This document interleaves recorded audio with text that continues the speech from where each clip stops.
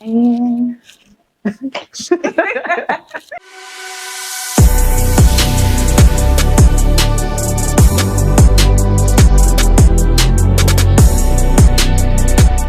welcome back to the Madeherselfaboss podcast, all about mastering methods and mindsets to making more money in your business, right? Today's all about hide and seek because a lot of y'all are hiding and really wanting people to seek y'all out, but y'all hide. But how are they supposed to see you? That part. So let's talk about, which is AKA messaging and marketing, the way you get found and how you get heard. Two key things that are in your strategy to help you make more money, right? So when it comes to, let's just pick either one, messaging, it's everything that you have actually written down, because we don't want to assume you know what messaging is. It's your brand voice. It's in your copy when you write your emails. It's in the way that you get the message across to your customers. Just think about it like that. And the numerous platforms and methods in which you do that. So yes, your copy. So think about how you communicate. Think about how you send messages. You have to communicate. You have to say it a certain way in which the person who's receiving the message can understand. And what's something that you have to do first before you even get to that? You have to be clear, right? Yeah. And if you're watching this episode, you've probably seen the other ones. You should know what that means. We're not going to assume what it means to be clear on what it is that you do, who it is that you serve, and super clear on how you solve their problem.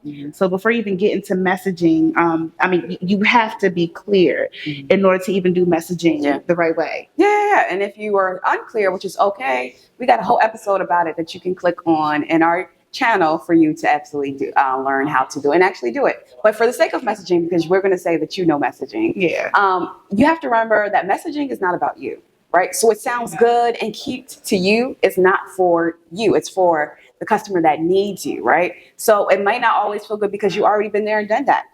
But think in the mind frame of where you were when you needed that, your fears, your limiting beliefs, how you felt, all of that is in your messaging because you want the customer to feel like you know them, like from a can of paint, like know them, right? So that's all the things that are in your messaging. And I think about when we have our messaging, we have different types. So we'll have our thing that says growth without grind, our staple message where we're encouraging or we're letting people know, actually, we're putting a stick in the sand. That's how you say it. I think that's not how you say it. A stick in the sand? Yes, stick in the sand. About growing a business without grinding, right? And people will look at that and be like, what does that mean? And stay tuned, right? Sometimes your messaging pauses people where they are and makes them think, which is a good thing because us as human beings, we're programmed to notice differences. Right. So there is that. Right. There's also the, we know who our core audience is. We know it's the woman who has already started their business. They're looking to grow, stuff like that. So in our messaging, like if we're already talking to them like that person, we're not saying, hey, you think, like how we were in the beginning, Right. Hey, you think you might want to start a business? This is why you should. Yeah. Or just those like super beginner, I just thought about this idea yesterday. People, even in how we're just getting to the conversation with that already in mind, like, hey girl, we already know. We've already been, what you said, been there about the t-shirt? Yes, we already. You're right. That is, our messaging has changed. Our messaging has evolved. And please do know when you change your customer, your messaging does evolve. And we're no longer talking to the girl who started yesterday, but the girl who's desiring to grow even further. And there's nothing wrong with that. But let's talk about a couple of C's that you need when you're going deep in your messaging, right? It's all about being clear, if you haven't caught that, being crystal clear about who you're talking to. And when you're clear about that, I mean so clear, your messaging is so clear that a fifth grader can comprehend it and read it back to you and understand exactly what you're saying. I think a lot very simple, right? You don't need all the hoopla. Sometimes simplicity is the best thing. Right. And I think a lot of times we want to be so cute with our words that we're sacrificing being clear. When all the people who need you is just to understand what you're conveying to them, what you're saying to them so that they can take the next step with you. So I'll say the first C is about being clear. And really that makes it easy too. Be clear. You're not bouncing all around. It makes it simple. So keep it simple, ladies. Yes. What's the next one? Compelling. Yes, being compelling in your messaging. And I think Bree can talk about being all dazzled up and compelling, honey. So when I think about the word compelling, I think about when people were saying a sentence, oh, that was a very compelling conversation, you make a very compelling argument. Meaning this person, the one who's being compelling, is so knowledgeable about what it is that they're saying and the message that they're trying to convey, that even those who don't agree, even those who maybe are on the fence, even those who just came into the situation with a no, they're considering it now because, you know, it was explained well enough and with such a confidence and with such a linear way to look at it. They're not going all around the world with it. Like, this is it. This is the solution. This is why it makes sense. You know, it's not anything of question. You know, it's very compelling. It was very convincing, and I almost didn't want to say convincing. Please don't confuse convincing with like you having to manipulate someone like into a sale or like to buy from you or anything like that. It's not manipulation. Compelling just means I'm confident enough about this, who I serve, what it's going to do for you, sis, that I can just explain to you, like, and then what we're talking about. I like how you said that, and how you added another C of confident. Your messaging should be very confident because people are reading and listening, and the most times when you make a sale, people are borrowing your confidence to make a decision on how they need to do something, right? So as well as it needs to be compelling, make sure it's confidence, because girl, you've been there and done that, and you are the sauce to make it happen. So confidence needs to be in your messaging with compelling. I like that. So the last C, because we can keep going, like we're little wordsmiths over here. But the last C that I know that we wanted to touch on was contrarian. Shy's favorite word. If you look back at our training, she's the one bringing up contrarian. Okay, so I'm gonna let her take this one. Okay, so contrarian friends out there. So basically, it's all about saying the things out loud that people think about but will never dare to say out loud in your industry, right? So if everybody is going left, you going right and saying it, right? So I think about, take a piece of paper out, right? Think about all the things that they say, good and bad, about your industry. What can you say that no one else is saying? What we do know is that people are human beings. We're programmed to notice differences. And when we notice differences, we stop in our tracks and like, what is he or she saying? Oh my God, I gotta listen. It's kind of like you create that FOMO without really creating it, right? So because we are programmed to notice differences, what are you saying that's so different, so contrarian in your field, in your marketplace, that people have no reason but to listen, right? You may bruise their feelings, and it's okay, right? It's okay to bruise their feelings, but guess what? They're going to listen. They're going to dig in deep and learn more about you. And then they're going to see, how can you help them solve that problem? Because you had the audacity to say something different, right? So contrarian is really good. And maybe a different statement. We have growth without grind, because people always think that you have to hustle and grind for yours. And no, you do not have to hustle and grind. Boy, how dare you? I don't have to grind to get this. It's not what I've been taught. Unlearn that and learn on episode 2 how to unlearn all those things, by the way. But another contrarian statement, just so that you guys have an example as you guys are going to do your own contrarian statements in your messaging and insert them ways that you can do that, is at work for us, we say a low 6-figure business is small business poverty. So most people think getting to 6 figures is the holy grail, which is, we all know, is the floor. It's not the ceiling. And when you're making low 6 figures, you're not paying yourself 6 figures. You see the difference? That's why we say that. And it stops people in their tracks. People get a little ruffled. Their feathers get ruffled. They get a little upset, but then end up coming into our programs, right? Because though they can make more, right? So that is the point of having a contrarian statement. Yeah, but when I hear that, like, really, to put it in the layman's terms, if you say something and it's a clutch your imaginary pearls moment, or like, you know, you're kind of making them feel caught out a little bit, like, what? Yeah. Like, who? Like, you know, they might have a little issue with you for like a hot second before they realize, but you know what, that's true. Yeah. I feel caught out, but it's true. And that's what you're doing. You're calling them out. Your messaging is pulling on strings, emotional strings. Most sales are emotional. 90% emotional. The other 10 is logical, right? But that statement, or these statements that we create that stop people, is pulling on those strings where they feel called out, right? Give people something they can feel, they'll give you something that they can fold. You can fold. Oh, okay, wordsmith. Okay, proud friend. In vogue. So I know you've learned a lot with this first part of the segment. We're going to go pay some bills real quick. So please stay, watch this commercial. And we're going to meet you on the other side with some more information. Stay tuned.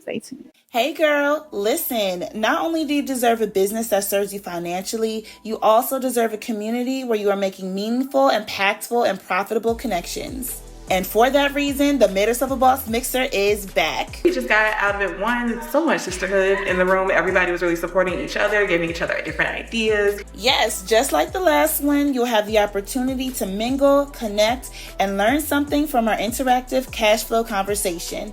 Only this time, we're including some special extras, so get excited for that too. Meet us at the Mixer on May 18th in downtown Wilmington to connect with the community of women entrepreneurs that you've been looking for by grabbing your free ticket in the description box below. See you there. Be at the next event. Hey y'all, welcome back from the commercial break. So just to continue on with our conversation, right now we're going to get into the fact that a lot of your customers can't find you. And this is just something that we've noticed, something that we've even been asked about, not in those words, but that's really what it comes down to, right? Your customers can't find you. Yeah. Some of you are promoting, some not at all, but some of you are promoting, and it just does not seem like the ideal customer, the people who they want, the people who actually can utilize their services. They're not finding them. Nope. Therefore, they're not paying them. Yep. So marketing. At the end of the day, marketing is all about how you get found, right?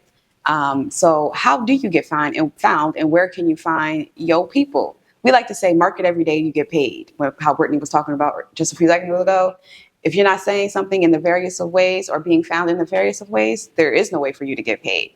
But where do you find your people when you are out here in these streets? And a good question. Marketing streets. Marketing streets.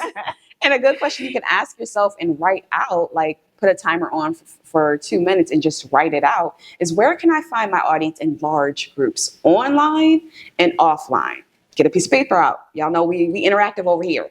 Get a piece of paper out, online, offline. Where can you find? And then right on the top, where can I find my audience in large groups? Mm-hmm. Put your timer on for 2 minutes, start writing it all out. And get super specific too. Don't just say, oh, they're millennials, so they're most likely on Instagram. Yeah, please don't. No. Or, they're Gen Z, so they're most likely on TikTok. Like, no, get specific. Like, okay, if they are, and Facebook's not good. If they're on Facebook, what Facebook group do they frequent? Mm-hmm. If they're on Instagram, what other profiles are like they following? Because you might be able to find your ideal client in some of these comments. Yeah, that's and true. Some of these likes. Mm-hmm. If it's on TikTok, same deal. Who are they following? What is the trend that they're typing into the search? And there are means and ways to find these things out if you just take some extra time. Yeah. So I would say with that piece of paper, use that as your starting point. Mm-hmm. But, you might have to involve a couple extra minutes of some data research. Oh, yeah, definitely the data research. And also think offline. Yes, people want to know and see and experience your presence. So where are they offline? What conferences are they going to? Networking events, even social events, right? Because you can always strike up a conversation with somebody that leads to something great and greater, right? And that works all the time. All the time. The genuine connection that you build with somebody always works, right? So what are some things that you do? Collaborations always work well. Who are somebody that you can work with where you work with the same audience, but in 2 different ways, so it's valuable and fruitful for both of you guys? Where are those people at? Who can you collaborate with? That is how you get found. And when you find and you answer those questions, what are the ways that you're going to be speaking to them? See how it goes back to messaging? What are the ways you're going to be saying something to them? Is it in the form of a speaking event, podcast, mail, whatever the ways they are? How are you letting them know and communicating to them that you can solve their problem? That's how you get found. And then you just want to make sure you're omnipresent. You're everywhere.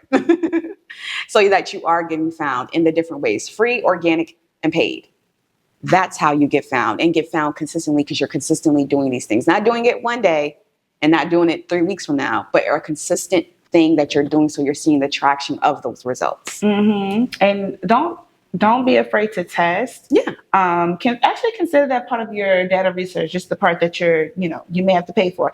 I would even go as to say, try to utilize all 3 of those in some capacity and test, see what works. Mm-hmm. You might find out that the free method is what works. You might find out that the paid method is what gets you to more people in a shorter period of time. Yeah. You may find that collaborative one is the way that you get the highest paid people, because you're kind of sort of coming through them through word of mouth. Yeah. From an that's already always trusted good. source. Yes, that's good. So I would just say to test and see what works out the best for you and for your business. And you want to be that girl. Yeah. So now once you are found, so that you got your words right, your messaging is tight, people are finding you, and it's consistent and confident. So now it's all about the solution that you provide, your offer. Is it even an offer that they're willing to pay for? Is it something that they need, or you're just giving them anything, right? So I think sometimes once we're able to be searchable, Googleable, findable, if that's a real word, look at your offer. Is it something that you need to tighten? Is it something that's attractive to the people who are in need by you? So I want to make sure you guys are thinking about that, because it is a whole process that happens that gets you to the sale. Right. And you can watch our previous videos to kind of tie that in together. Yes. As We do well. talk about it. But it's always going to be worth an honorable mention, especially in a video like this, because your messaging, and don't mind us if it's hard to put some of these things in order, because they actually all have to exist at the same time. But your messaging is key to doing all that other stuff. The customer journey, your process, all of that. It's key into knowing what you're talking about. And your messaging is gonna always be changing too. Just as trends change, needs change, the way that you're gonna have to deliver your service due to your environment or your programs, whatever, it's always going to change. So with your messaging, you want to be clear, but also be open to being fluid, because it is going to affect all these things that we're talking about today. Yeah, that's so good. That's so good. Now, just so you guys know, below we have some journal prompts for you about this episode that's going to help you flush out a lot of things that we talked about. Do the journal prompts. Remember, this is an interactive podcast because we care that you're able to grow your business without grind. And if you aren't willing to do the things necessary to do that, how do you expect your business to grow? And remember, growth is not just money. It is all things, mindset shifts, growing within yourself. Like, we want you to grow in all the ways, taking care of the entire money-making CEO. So do your journal prompts, please. And do us a quick favor. Write us a review about this episode. How did you like it? How did it change your life? What did you learn? Because when you do that, you help us to be able to expand this podcast and our messaging and our mission to so many other people that need this, right? That you got the goods, we want to share the goods with everybody else. It's the business gospel over here. I like that. I'm like, it's the business gospel over here. So with that being said, please stay tuned for our next episode of the Madeherselfaboss podcast. We cannot wait to see you over there. And we just pray that your business continues to thrive. Oh, yeah. See you guys. Have a good one.